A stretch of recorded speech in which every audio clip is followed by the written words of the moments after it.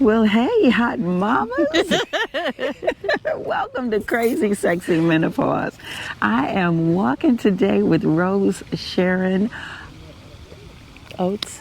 No, actually, I was going to say artist extraordinaire. And might I say, she smells delicious. What is that oil you have? What is it today? Oh my It's God. a shea butter blend. Ooh, it is. It smells A little bit of mint, a little rose. So lovely. A little Thank bit you. of rose. A little bit of rose. Rosesharon Oates. So let's get going. Okay. Let's talk about it. So we are talking about what else? Menopause. So what? Get out the fan. Yeah, there you go. There you go. So what's your journey been like? Where to begin? Yeah. I would definitely start by saying I'm perimenopausal. So Okay. I think that's something I've been having some denial around, but I'm finally embracing. And I love our pre-conversation that we had that kind of helped me to get in my body a little bit more about that. Okay. Yeah. And so I was in denial too. How long were you in denial before you said, okay, this is it?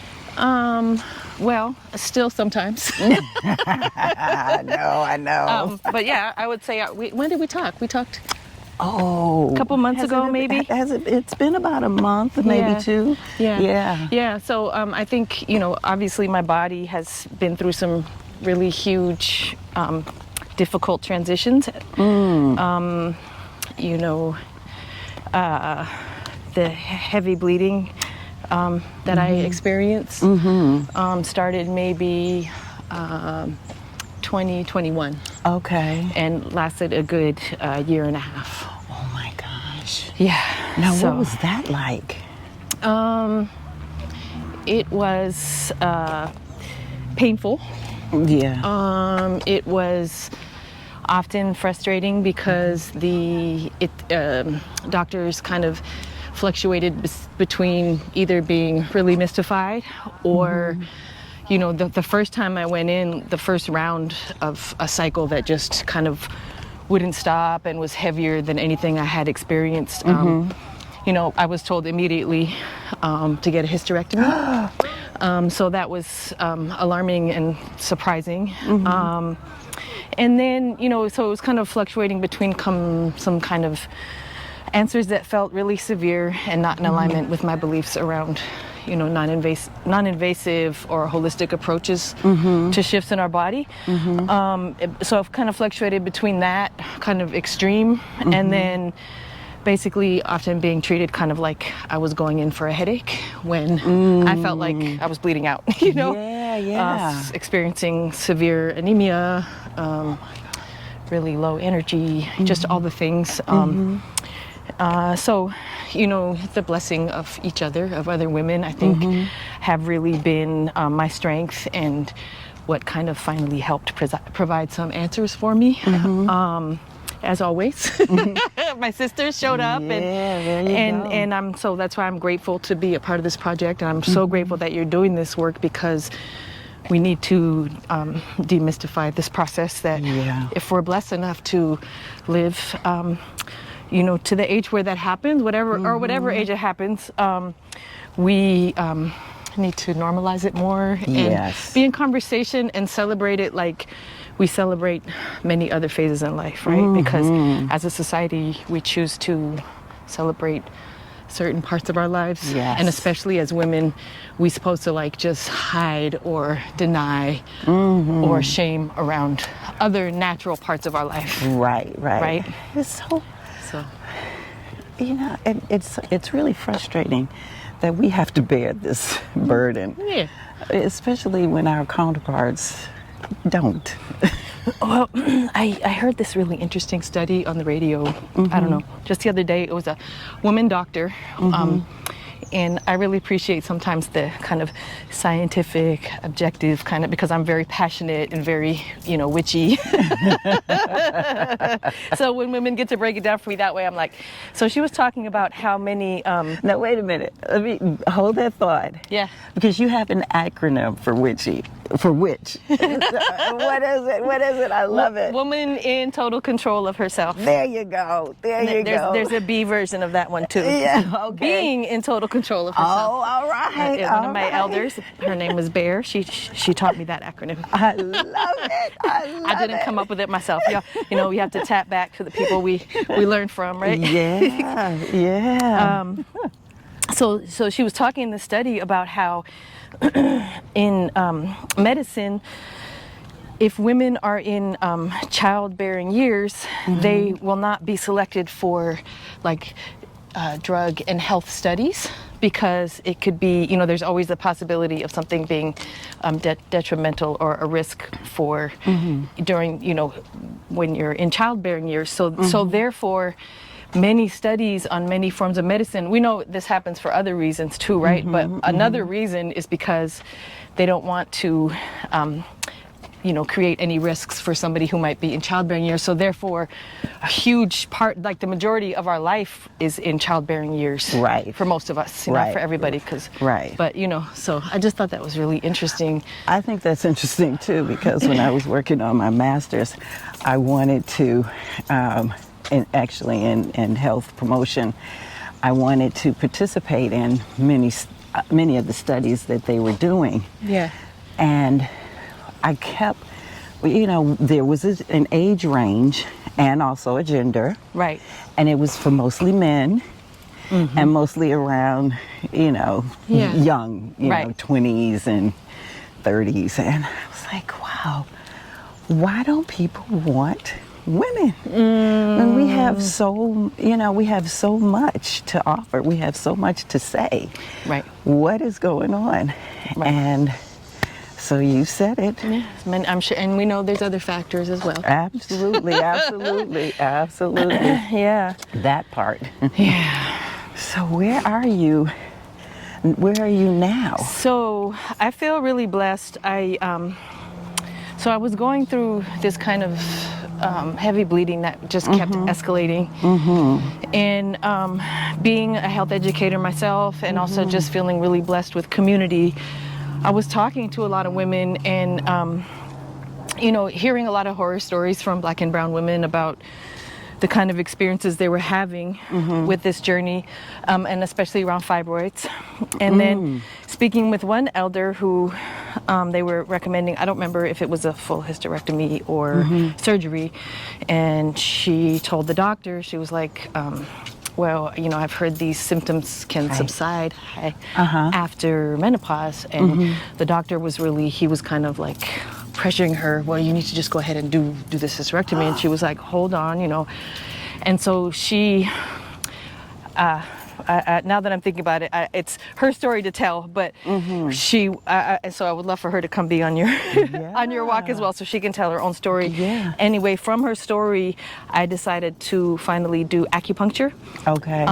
And at that point, I was sleeping about 16 hours a day because I was so exhausted and I was so depleted. And obviously, when you're having this kind of health challenge, I was beginning to feel also depressed and a little hopeless. Like, how am I ever going to move through this? It wasn't getting better. It was just kind of getting harder and harder to function. And so, so then I had finally decided to try birth control, and it helped for maybe 2 or 3 days, and then it got way worse.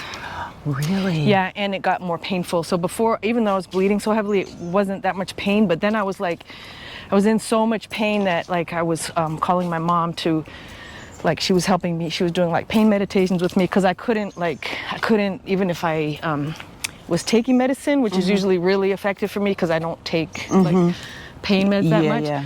So they're usually, when I do need to take them, nothing was helping the pain. So I was just so that's when I finally, I don't know why it hadn't occurred to me earlier to go to acupuncture, but when I went to her, she's like, well, I don't want to mess with, the hormones that you're taking already, so you will need to stop. I said, no problem. I will stop as soon as I finish and she said, this is actually something pretty simple that you're dealing with. She said it has to do, I don't remember if it was too much or too little progesterone, but she was like, that's what your body needs to balance. And so I started going to her for acupuncture once a week, taking all the herbs she told me to take, and as always, doing my prayer and listening in with spirit about what the other part of the lessons journey was. And that's important. And my body has re-regulated. So at this point, I have my cycles have been returned to normal. Oh, beautiful. Yeah. So I would say, when I say normal, I'm saying normal in compared to bleeding constantly. Yeah. So I would say that's another marker for me around, being on the perimenopausal journey now is that, for all of my, reproductive, as that has been alive, has been active, I'll say, cycles every 21, 24 days, kind of like real consistent. And now it's sometimes really light, sometimes heavy, not always right on schedule. So that part has shifted. Yeah. And so I know, okay, it's coming. there's some shifts happening. Yeah. So. Oh my goodness. So now when you were bleeding, was it constant for a year and a half, or So did it stop? I know and that then sounded start really back dramatic. up, or? It was is dramatic. Yeah. So it was not constant for the whole year and a half, but those final 2 months where I was like, what the heck am I gonna do? It was pretty constant.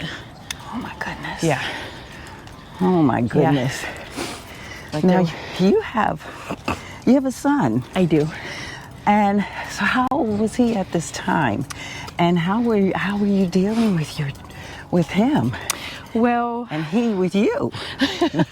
I feel like I'm bringing good news today, and I'm so grateful. Thank you, Spirit. Thank you, ancestors. Yes.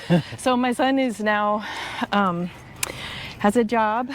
Beautiful. And I'm so grateful and really proud of him. Proud of you, son. Yay. At that time, he was not home much and kind of doing some of the rites of passage things that young men do that were causing also some stress and worry, and doing my best to again trust spirit, trust the foundation that he was given by me, by his dad, by our community, but then also worrying. Yeah. And so he was not around that much. I think he, if I could call him or whatever, but he was staying with the cousin, wasn't in the house. Now he's 21 and he's, also in love for the first time. So I feel like that's caused some beautiful shifts. Yes, yes. And yeah, just see him kind of, taking better care of himself, making better choices. Women do that, don't they? Yes, yes, we do. The right woman, the right woman. So I'm really grateful to see that. It's beautiful. So, but during that process was kind of like during some of our roughest years in terms of being raising him as a single parent and just always being really close. And then I feel like sometimes, especially with those of us that have done the single parent journey, right? It's this beautiful combination of more intensely difficult than you could ever imagine, and you have a certain type of autonomy, I believe, which is different. But it also, I think there's a certain type of closeness that develops where I almost feel like the coming of age transition for us, at least, it felt a little extra. Yeah, but he's coming of age as well. That's what I'm saying. Yes, yes. So you're both. That's true. I guess I can look at it as a coming of age as well. Yeah, because, now menopause has been referred to as puberty in reverse. Interesting. Yeah. Yeah. So, it makes sense. When my children were going through that stage, they were all running track and field, and so their coach would tell me, "Oh, mother, just breathe, because by the time they're 18, 19 years old, their heads will turn back around and adjust quite nicely on their heads, and you'll be fine." Ashe. And that's exactly what happened. Yeah, I feel also right now that there's this interesting dynamic that has happened with the shelter in place and everything too, where I feel like I'm not, I mean, we know there's a age-old story of like our kids go in that time period, and I feel like there was maybe some added mental health stuff that was coming up, not just for my son, but I think for our young people collectively. Period. Yes. Over the past few years, which I think is right. That was a period with a T, but we're also talking about period with a D.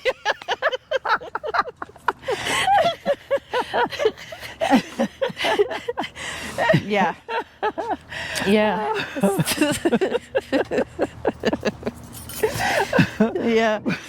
So I think also, like, just returning to the being in denial part, I think, I always imagined having like lots of children, and I still actually sometimes I'm like, well, I could still, have one more baby. At this phase, I feel like, we have a lot of babies to take care of collectively in community. Yeah, we do. Maybe some better ways of mothering myself and all these things. So, but I think that's been a part of my denial and grieving process too, is just being like, oh, wow. It's this window that I was like, well, I was always kind of like, I was never like my biological clock is ticking gal. I was always more like, oh, I have all the time in the world. And we actually don't. This is true. So this is true. I think that's been part of my grieving or denial in the process. I think that's been the main thing. Now, do you want the birth process or the raising? Because you may be bringing on you may be attracting a grandbaby. Yeah, that's true. Yeah, I think I really loved both parts. I really loved Me too. pregnancy. I teach art to young women and gender expansive youth on Saturday mornings. If you have any babies, Nice. 8 to 15-year-old in Oakland. So it's at the Oakland Public Conservatory of Music. Yes, my granddaughter. Yeah, please. So it's definitely music centered, and it's part of Black Girls Play. It's a very positive space for our girls. So that's just really love being there. And there's a reason why I was telling you about this. That has to do with, it's going to come back to me. Oh, so there's a little like self-esteem game that I play with the girls, where we ask different questions. And the question I got was, describe your most perfect day. And the first thing that came to my mind was the day that I gave birth. Nice. And the little girl said, why? I said, because I love my son so much. And I was like, so even though it was like, giving birth isn't an easy process. And again, I don't like to, tell my own narrative about anything, because, maybe for some people that process could be easy. But even though it was a challenging process, it brought forth this being that I love just more than any, just brought forth such a huge gift. Yes. So it's a miracle. It's a miracle. It is absolutely a miracle. Yeah. And so I feel you. Yeah. I feel you. And and each birth is different. Not to get into my thing. Oh, but I want to hear. Well, I have 4 children, and each delivery was different. Yeah. So I look at it now, it's like, my gosh, I had 2 naturally, but they were totally different. And that one was relatively uneventful, and that was my first one. The last one she was in the in the wrong position. Oh, wow. And with the cord wrapped around her shoulder. And then my twins, one was vertex, one was breech, and I had to have a cesarean. So each one of them was different, and my body,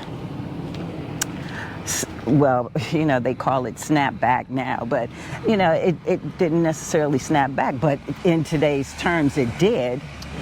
But what was so beautiful about it is, aside from all of that, is that this body brought forth 4 lives. Yeah. And that is just, it's incredible. It is. It's incredible. It is a miracle. There's nothing like it. Yeah. Absolutely nothing like it. So, yeah. And I hear you, because I do have friends that are quote unquote motherless, or did not birth a child via this process. But they have been such amazing mothers. Right. To other people. Yeah. And around their experiences, and so it's like, this is the work that you were brought here to do. This is absolutely the work that you were brought here to do. And so I feel you with that, with the experience and understanding and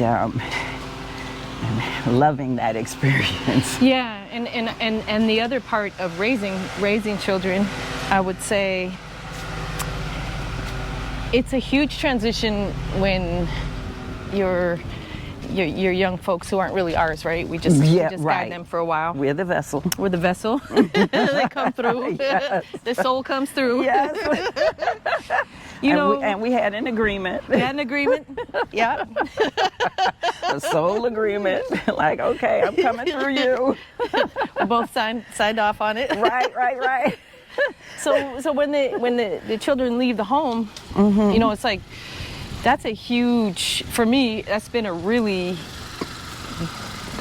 there's been a lot of adjusting and grappling, because it was so, I have things that I'm passionate about. I'm passionate about doing healing work in community. I'm passionate about social justice. I'm passionate about my art. I specifically love youth. Like, I'm so passionate about, creating safe spaces for our youth, right? And so, as a mama with, school age, my child, but also I had one of those households where all the young people come over, Me too. Yeah, so when that shifts, you just kind of have, like, for me, I just had a natural center. Like, my center is being a mama right now. Yeah. And so then, when the children leave the home, then you're like, wow, okay. How are you dealing with that void? Yeah. It is a void. It is. People call it an empty nest syndrome, but it's a void. Yeah, it's a huge shift, and so, I'm so grateful to be teaching again, and just realizing, like, how much that just lights up my whole heart. And also just, like, looking at the natural ways that you have community with other parents, and then it's just, you see each other in the morning, we take kids to school, whatever the things are, the kids are, so it's like being more conscientious. That part of loving myself right now is intentionally connecting, making spaces and ways to be in community, and also how can I offer those things? Oh, that is so beautiful. That is so beautiful. You're expanding your family. Yeah. I love that. Because children need such direction now. Yeah. In terms of, like, not really getting everything from their parent, if the parent is available. Right. Because a parent can be in the household and not be available. Yeah, that's true. Mentally or spiritually for what the child needs. And so it's a gift to have someone like you. Thank you. In their lives to direct them in such a moralistic and spiritual way. Because it seems like that's missing. Yeah, I was just thinking as you were talking too about how it's real, like, we really do, we hear it takes a village, right? And even as, you know, parents that are like fully committed and loving the process of being parents, I know there was times in my son's life where, in retrospect, due to other things I was going through, I was more or less emotionally available. You know, there was a baseline. Yeah. But, you know, there was something, I don't know, there was a chord there in what you're talking about how that's exactly why we all need to show up, right? Like, you know, sometimes we do need to, we need each other. We need, you know, parents need that too, you know. Absolutely. Even if we want to be like super mom. No, you know what? I am so firm in the knowing that I am not the super mom. I never have None been. of us are. No. Yeah. And I'm not. I never pretend to be because, you know, and let me tell you, when I realized that, when my sons were being potty trained, and I was like, I can't teach them how to use the toilet, you know. Yeah. And boys stand, girls don't, you know. So I was Usually. like, right. Some guys just like to sit. And I was like, okay. Well, see, that's what I knew. Yeah. And I was like, okay, I get it. A woman can't teach a boy how to be a man. I got that. We can teach boys how to treat a woman. I see, yeah. But there's a complete difference, and it's important for women to put men in their son's life if the father is not available. Absolutely.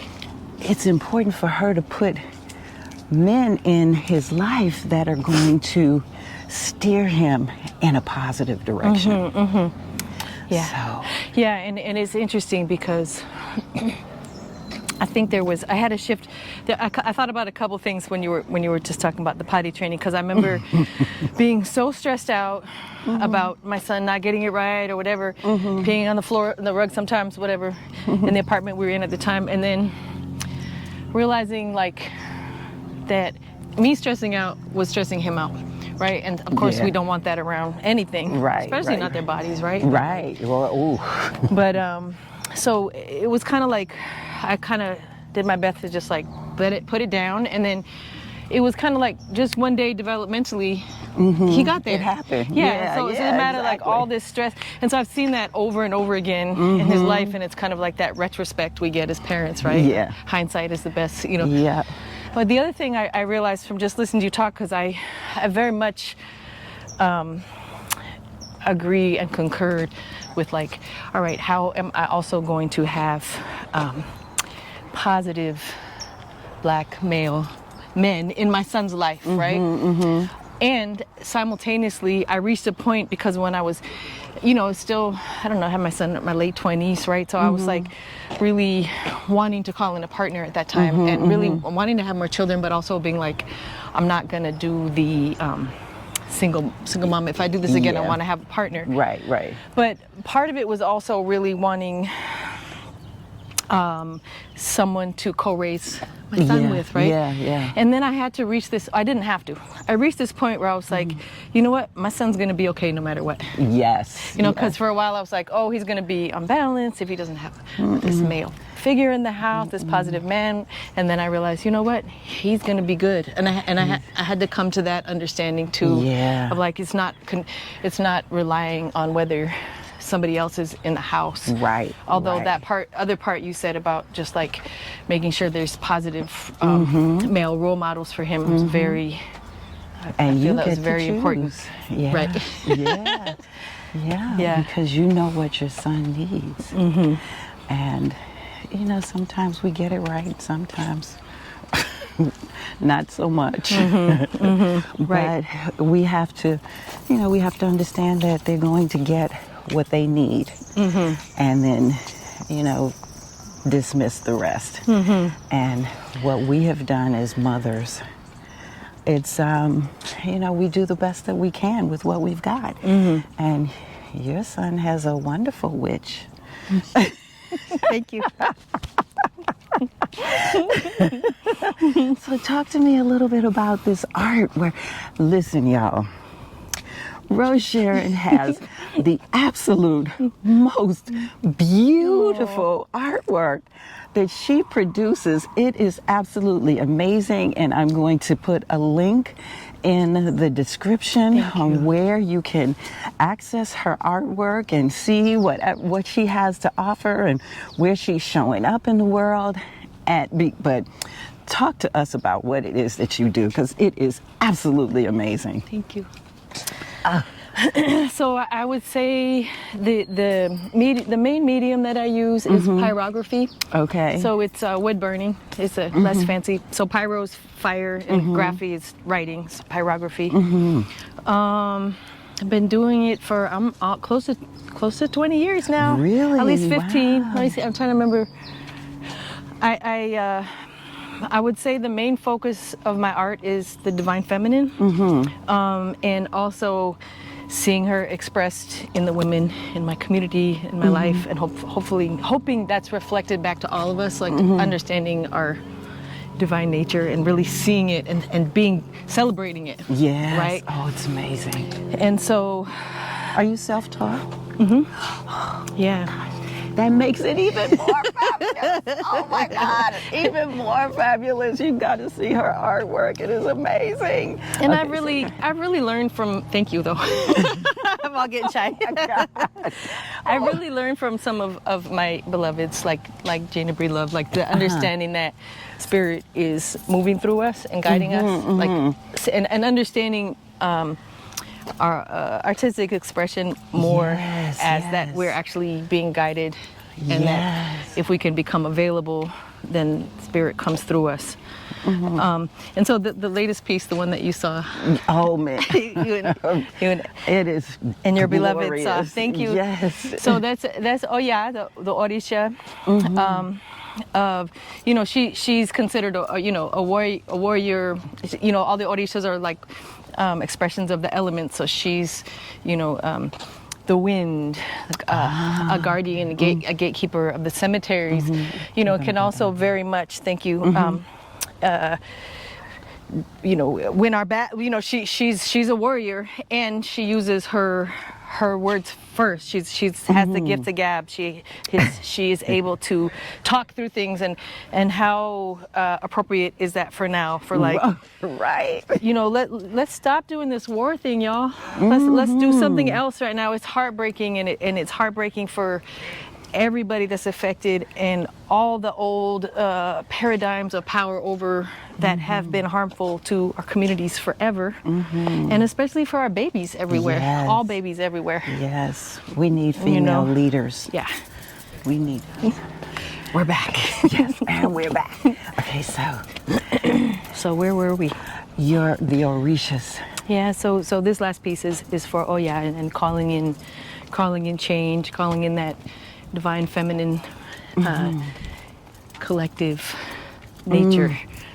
It is absolutely glorious. Thank you. And you're adding color. You're not even done with it. No. It's fabulous. So I did a collaborative piece recently with my son, and again that was around doing some like portraiture, and calling in some like all the parts of his divine nature.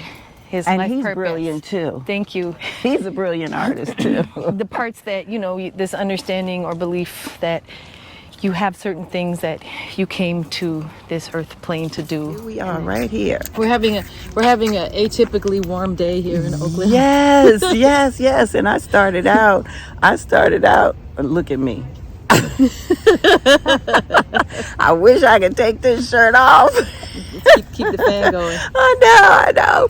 But anyway, so your artwork it's all for sale, right? Yes. It is all for sale.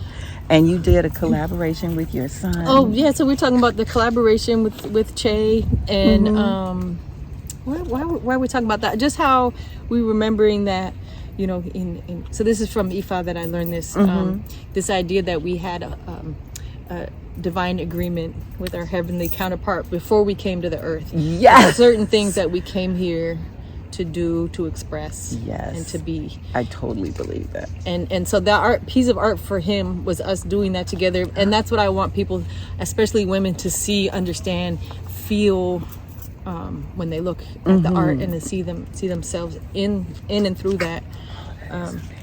And thank you. And so my son did a lot of the coloring on this piece because I usually use acrylics, and he used alcohol markers.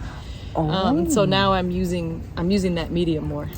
And it was funny because I didn't want to let him do the coloring part. I was like, oh, that was my part. I was going to do that. And I said, how can I really like express to him that I believe in him as an artist by saying, okay, you want to do that, that's on you. And then, and the fact that I let go and let that happen, surrendered, I learned this new medium that I like to use. So that's really cool. See, when we surrender, ladies, sometimes that's what it's all about. Yeah. That's what it's all about.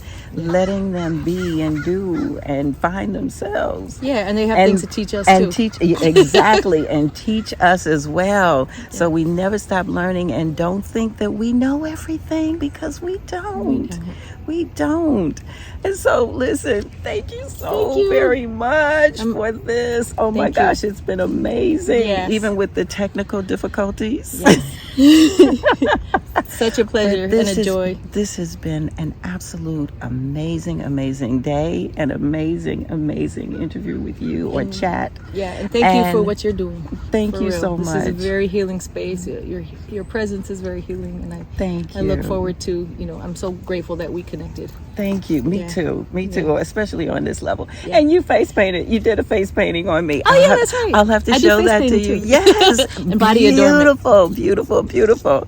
And so listen, everybody, I'm going to put Rosesharon's contact information in the description. And I just want to let you know that, listen, if you enjoyed this conversation, subscribe, hit the notifications bell, and tell a friend, share this video. And always remember, it's your life. Live it well. Sure.